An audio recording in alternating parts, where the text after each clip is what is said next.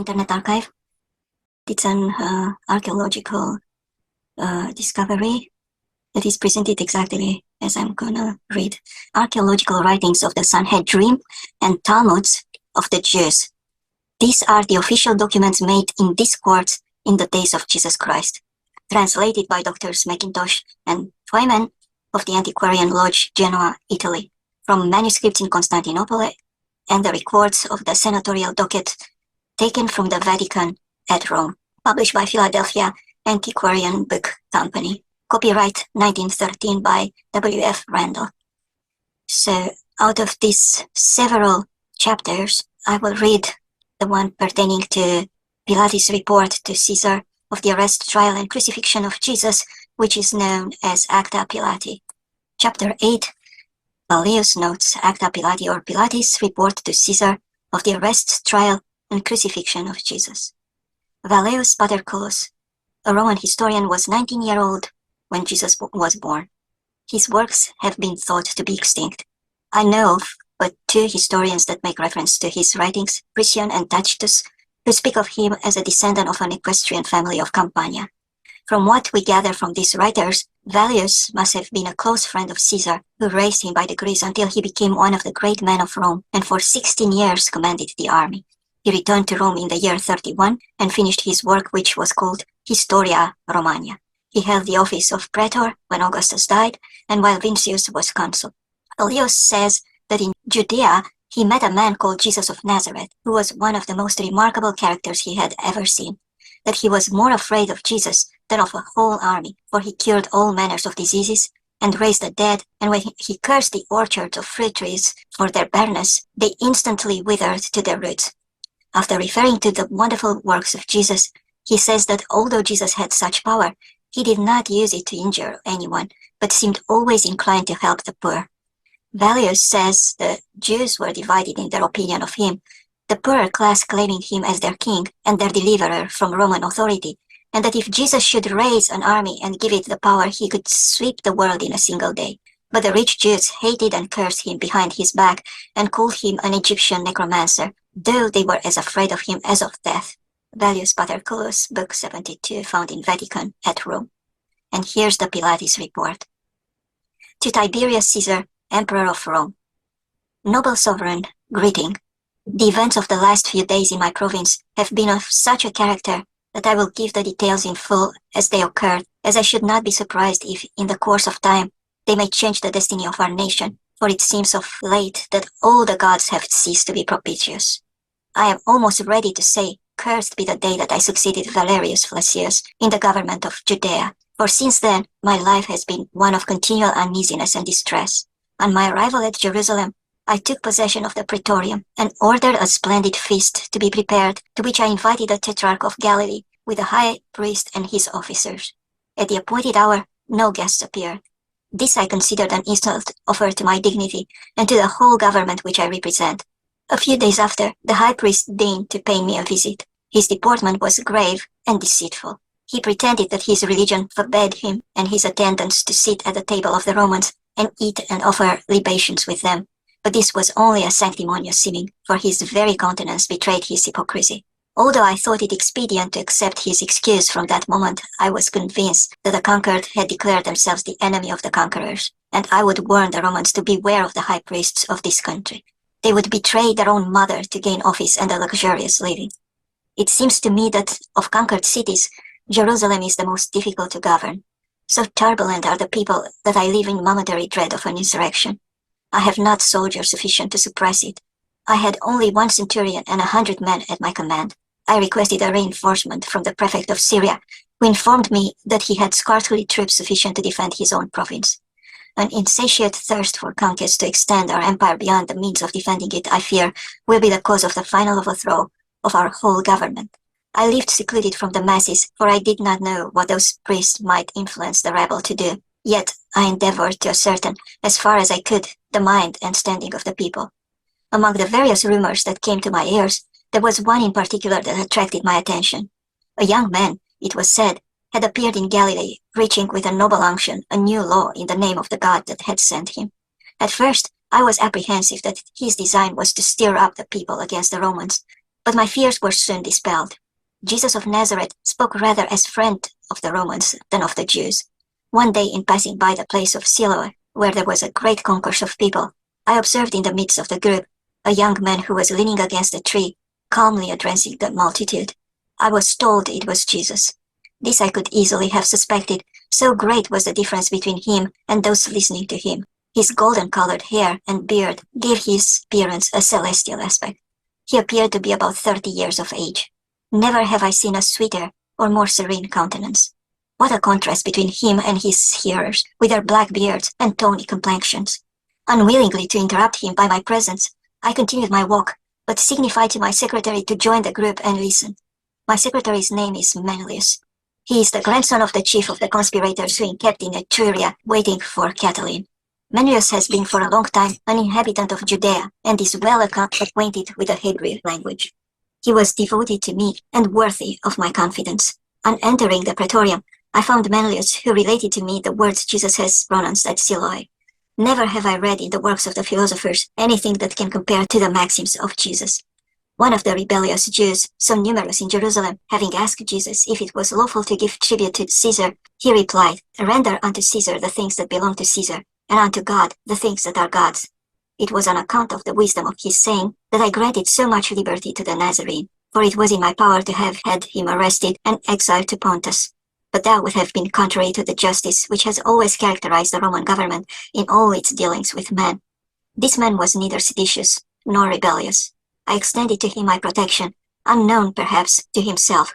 He was at liberty to act, to speak, to assemble and address the people, and to choose disciples unrestrained by any praetorian mandate. Should it ever happen, may the gods avert the omen, should it ever happen, I say, that the religion of our forefathers will be supplanted by the religion of Jesus, it will be to this noble toleration that Rome shall owe her premature death, while I, miserable wretch, will have been the instrument of what the Jews call providence and we call destiny. This unlimited freedom granted to Jesus provoked the Jews, not the poor, but the rich and powerful. It is true, Jesus was severe on the latter, and this was a political reason, in my opinion, for not restraining the liberty of the Nazarene. Scribes and Pharisees, he would say to them, "You are a race of vipers. You resemble painted sepulchres. You appear well unto men, but you have death within you." At other times he would sneer at the alms of the rich and proud, telling them that the mite of the poor was more precious in the sight of God. Complaints were daily made at the praetorium against the insolence of Jesus. I was even informed that some misfortune would befall him, that it would not be the first time that Jerusalem had stoned those who called themselves prophets. An appeal would be made to Caesar. However, my conduct was approved by the Senate, and I was promised a reinforcement after the termination of the Partian War. Being too weak to suppress an insurrection, I resolved upon adopting a measure that promised to restore the tranquility of the city without subjecting the praetorium to humiliating concession. I wrote to Jesus, requesting an interview with him at the praetorium. He came. You know that in my veins flows the Spanish mixed with Roman blood, as incapable of fear as it is of weak emotion. When the Nazarene made his appearance, I was walking in my basilic, and my feet seemed fastened with an iron hand to the marble pavement, and I trembled in every limb as does a guilty culprit, though the Nazarene was as calm as innocence itself. When he came up to me, he stopped, and by a signal, he seemed to say to me, "I am here," though he spoke not a word. For some time, I contemplated with admiration and awe this extraordinary type of man, a type of man unknown to our numerous painters, who have given form and figure to all the gods and the heroes. There was nothing about him that was repelling in its character, yet I felt too awed and tremulous to approach him. "Jesus," said I unto him at last, and my tongue faltered, "Jesus of Nazareth, for the last 3 years I have granted you ample freedom of speech, nor do I regret it. Your words are those of a sage. I know not whether you have read Socrates or Plato, but this I know, there is in your discourses a majestic simplicity that elevates you far above those philosophers. The emperor is informed of it, and I, his humble representative in this country, am glad of having allowed you that liberty of which you are so worthy. However, I must not conceal from you that your discourses have raised up against you powerful and inveterate enemies. Nor is this surprising. Socrates had his enemies, and he fell a victim to their hatred. Yours are doubly incensed, against you on account of your discourses being so severe upon their conduct, against me on account of the liberty I have afforded you. They even accuse me of being indirectly leagued with you for the purpose of depriving the Hebrews of the little civil power which Rome has left them. My request, I do not say my order, is that you be more circumspect and moderate in your discourses in the future, and more considerate of them, lest you arouse the pride of your enemies, and they raise against you the stupid populace, and compel me to employ the instruments of law. The Nazarene calmly replied, Prince of the earth, your words proceed not from true wisdom. Say to the torrent to stop in the midst of the mountain gorge. It will uproot the trees of the valley. The torrent will answer you that it obeys the laws of nature and the Creator. God alone knows whither flow the waters of the torrent. Verily, I say unto you, before the rose of Sharon blossoms, the blood of the just shall be spilled. Your blood shall not be spilled, said I, with deep emotion. You are more precious in my estimation on account of your wisdom than all the turbulent and proud Pharisees who abuse the freedom granted them by the Romans. They conspire against Caesar and convert his bounty into fear, impressing the unlearned that Caesar is a tyrant and seeks their ruin. Insolent wretches, they are not aware that the wolf of the Tiber sometimes clothes himself with the skin of the sheep to accomplish his wicked designs. I will protect you against them. My praetorium shall be an asylum, sacred both day and night. Jesus carelessly shook his head and said with a grave and divine smile, When the day shall have come, there will be no asylums for the Son of Man, neither in the earth nor under the earth. The asylum of the just is there, pointing to the heavens. That which is written in the books of the prophets must be accomplished. Young man, I answered mildly, you will oblige me to convert my request into an order. The safety of the province which has been confided to my care requires it. You must observe more moderation in your discourses. Do not infringe my order. You know the consequences. May happiness attend you. Farewell. Prince of the earth, replied Jesus, I come not to bring war into the world, but peace, love, and charity. I was born the same day on which Augustus Caesar gave peace to the Roman world. Persecutions proceed not from me. I expect it from others, and will meet it in obedience to the will of my Father, who has shown me the way. Restrain, therefore, your worldly prudence. It is not in your power to arrest the victim at the foot of the tabernacle of expiation. So saying, he disappeared like a bright shadow behind the curtains of the basilica, to my great relief, for I felt a heavy burden on me, of which I could not relieve myself while in his presence. To Herod, who then reigned in Galilee, the enemies of Jesus addressed themselves to wreak their vengeance on the Nazarene. Had Herod consulted his own inclinations, he would have ordered Jesus immediately to be put to death. But though proud of his royal dignity, yet he hesitated to commit an act that might lessen his influence with the Senate, or, like me, was afraid of Jesus. But it would never do for a Roman officer to be scared by a Jew. Previously to this, Herod called on me on the praetorium, and on rising to take leave, after some trifling conversation, asked me what was my opinion concerning the Nazarene. I replied that Jesus appeared to me to be one of those great philosophers that great nations sometimes produced, that his doctrines were by no means sacrilegious, and that the intentions of Rome were to leave him to that freedom of speech which was justified by his actions. Herod smiled maliciously, and saluting me with ironical respect, departed. The great feast of the Jews was approaching, and the intention was to avail themselves of the popular exaltation which always manifests itself at the solemnities of a Passover. The city was overflowing with a tumultuous populace, clamoring for the death of the Nazarene. My emissaries informed me that the treasure of the temple had been employed in bribing the people. The danger was pressing. A Roman centurion had been insulted. I wrote to the prefect of Syria for 100 foot soldiers and as many cavalry. He declined. I saw myself alone with a handful of veterans in the midst of a rebellious city, too weak to suppress an uprising, and having no choice left but to tolerate it. They had seized upon Jesus, and the seditious rabble, although they had nothing to fear from the praetorium, believing as their leaders had told them that I winked at their sedition, continued vociferating, Crucify him! Crucify him!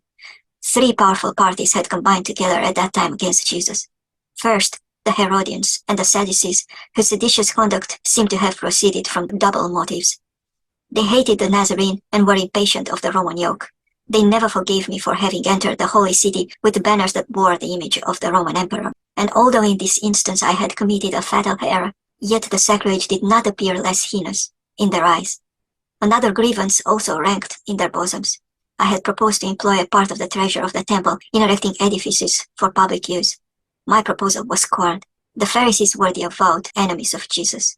They cared not for the government. They bore with bitterness the severe reprimands which the Nazarene for 3 years had been continually giving them wherever he went. Timid and too weak to act by themselves, they had embraced the quarrels of the Herodians and the Sadducees. Besides these three parties, I had to contend against the reckless and profligate populace, always ready to join a sedition and to profit by the disorder and confusion that resulted therefrom. Jesus was dragged before the high priest and condemned to death. It was then that the high priest Caiaphas performed a divisory act of submission. He sent his prisoner to me to confirm his condemnation and secure his execution. I answered him that, as Jesus was a Galilean, the affair came under Herod's jurisdiction and ordered him to be sent thither. The wily tetrarch professed humility, and protesting his deference to the lieutenant of Caesar, he committed the fate of the man to my hands. Soon, my palace assumed the aspect of a besieged citadel. Every moment increased the number of the malcontents. Jerusalem was inundated with crowds from the mountains of Nazareth. All Judea appeared to be pouring into the city. I had taken a wife from among the Gauls, who pretended to see into futurity. Weeping and throwing herself at my feet, she said to me, "Beware, beware, and not touch that man, for he is holy. Last night I saw him in a vision. He was walking on the waters. He was flying on the wings of the wind. He spoke to the tempest and to the fishes of the lake. All were obedient to him. Behold, the torrent in Mount Kedron flows with blood. The statues of Caesar are filled with Gemini. The columns of the Incherion have given way, and the sun is veiled in mourning like a vestal in the tomb. Ah, Pilate, evil awaits thee. If thou wilt not listen to the vows of thy wife, dread the curse of a Roman Senate, dread the frowns of Caesar." By this time, the marble stairs groaned under the weight of the multitude. The Nazarene was brought back to me. I proceeded to the halls of justice, followed by my guard, and asked the people in a severe tone what they demanded. "The death of the Nazarene," was the reply. "For what crime? He has blasphemed. He has prophesied the ruin of the temple. He calls himself the Son of God, the Messiah, the King of the Jews. Roman justice," said I, "punishes not such offenses with death." "Crucify him! Crucify him!" cried the relentless rabble. The vociferation of the infuriated mob shook the palace to its foundations. There was but one who appeared to be calm in the midst of the vast multitude. It was the Nazarene. After many fruitless attempts to protect him from the fury of his merciless persecutors, I adopted a measure which at the moment appeared to me to be the only one that could save his life. I proposed, as it was their custom, to deliver a prisoner on such occasions, to release Jesus and let him go free, that he might be the scapegoat, as they called it. But they said Jesus must be crucified. I then spoke to them of the inconsistency of their course as being incompatible with their laws, showing that no criminal judge could pass sentence on a criminal unless he had fasted one whole day, and that the sentence must have the consent of the Sanhedrin and the signature of the president of that court, that no criminal could be executed on the same day his sentence was fixed, and the next day, on the day of his execution, the Sanhedrin was required to review the whole proceeding. Also, according to their law, a man was stationed at the door of the court with a flag, and another one a short way off on horseback to cry the name of the criminal and his crime and the names of his witnesses, and to know if anyone could testify in his favor. And the prisoner on his way to execution had the right to turn back 3 times and to plead any new thing in his favor.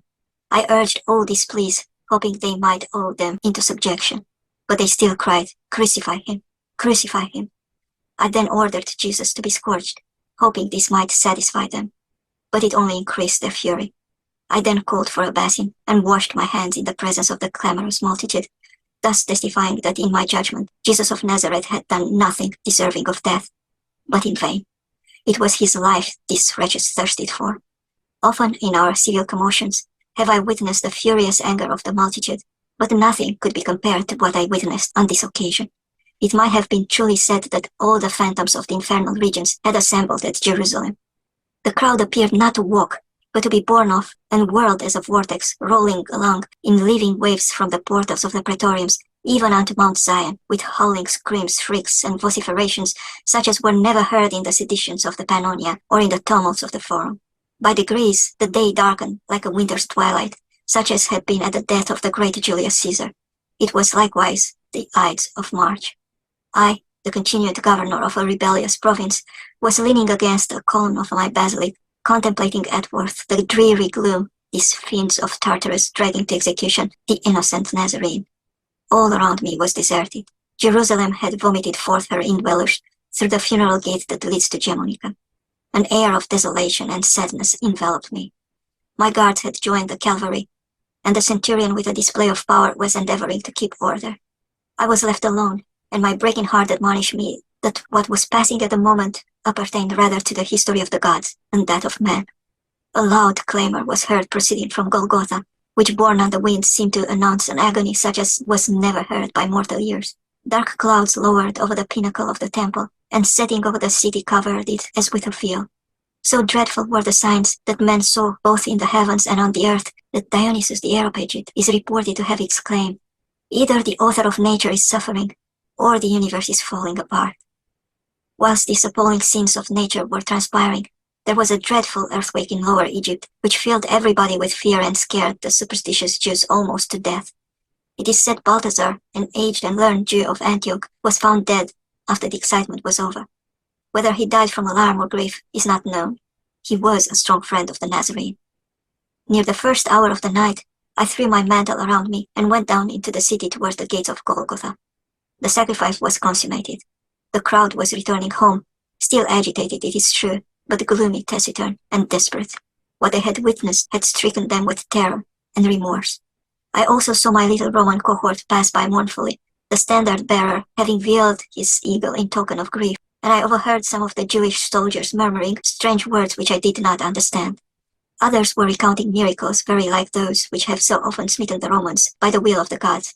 Sometimes groups of men and women would halt, then looking back toward Mount Calvary, would remain motionless in expectation of witnessing some new prodigy. I returned to the praetorium sad and pensive.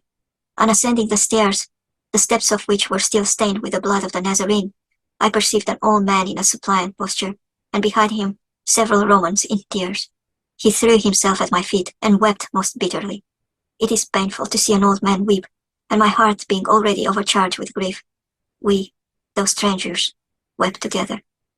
And in truth it seemed that the tears lay very shallow that day with many whom I perceived in the vast concourse of people. I never witnessed such an extreme revulsion of feeling. Those who betrayed and sold him, those who testified against him, those who cried, "Crucify him, we have his blood," all slunk off like cowardly curs and washed their teeth with vinegar.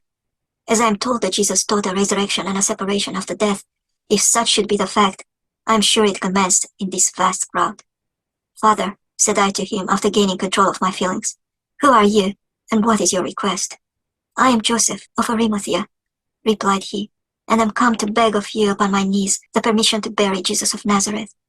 "Your prayer is granted," said I to him, and at the same time I ordered Manlius to take some soldiers with him to superintend the interment, lest it should be profaned. A few days after, the sepulchre was found empty. His disciples proclaimed all over the country that Jesus has risen from the dead, as he had foretold. This created more excitement even than the crucifixion.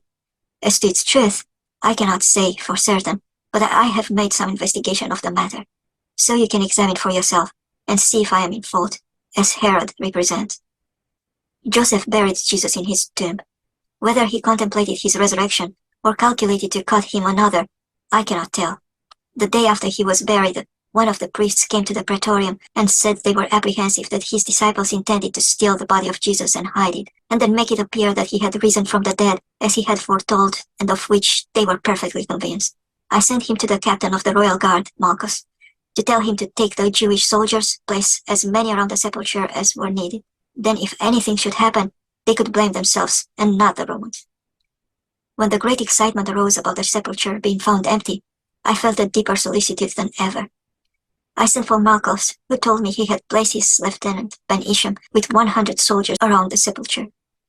He told me that Isham and the soldiers were very much alarmed at what had occurred there that morning.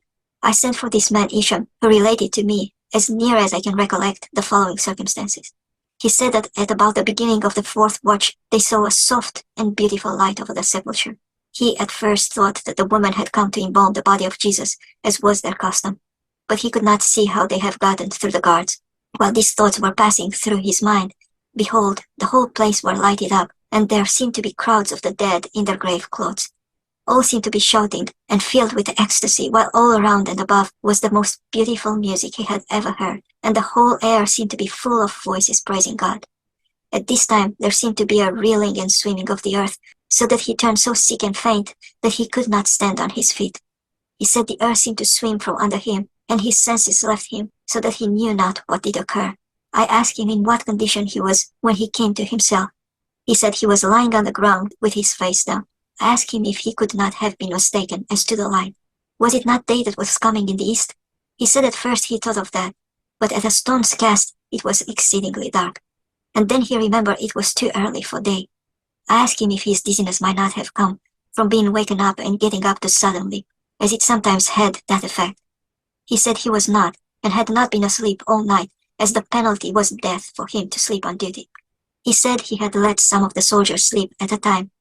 Some were asleep then. I asked him how long the scene lasted. He said he did not know, but he thought nearly an hour. He said it was hid by the light of day. I asked him if he went to the sepulchre after he had come to himself. He said no, because he was afraid. But just as soon as relief came, they all went to their quarters. I asked him if he had been questioned by the priests. He said he had. They wanted him to say it was an earthquake, and that they were asleep, and offered him money to say that the disciples came and stole Jesus. But he saw no disciples. He did not know that the body was gone until he was told. I asked him what was the private opinion of those priests he had conversed with. He said that some of them thought that Jesus was no man, that he was not a human being, that he was not a son of Mary, that he was not the same that was said to be born of the Virgin in Bethlehem, that the same person had been on earth before with Abraham and Lot and at many times and places. It seems to me that if the Jewish theory be true, these conclusions are correct, for they are in accord with this man's life, as is known and testified by both friends and foes, for the elements were no more in his hands than the clay in the hands of the potter. He could convert water into wine. He could change death into life, disease into health. He could calm the seas, still the storms, call up fish with a silver coin in its mouth. Now I say, if he could do all these things which he did and many more, as the Jews all testify, and it was doing these things that created this enmity against him, he was not charged with criminal offenses, nor was he charged with violating any law, nor of wronging any individual in person. And all these facts are known to thousands as well by his foes and by his friends. I am almost ready to say, as did Manulus at the cross, truly, this was the Son of God. Now, noble sovereign, this is as near the facts in this case as I can arrive at, and I have taken pains to make the statement very full, so that you may judge of my conduct upon the whole, as I hear that Antipater has said many hard things of me in this matter, with the promise of faithfulness and good wishes to my noble sovereign. I am your most obedient servant, Poncio Pilate.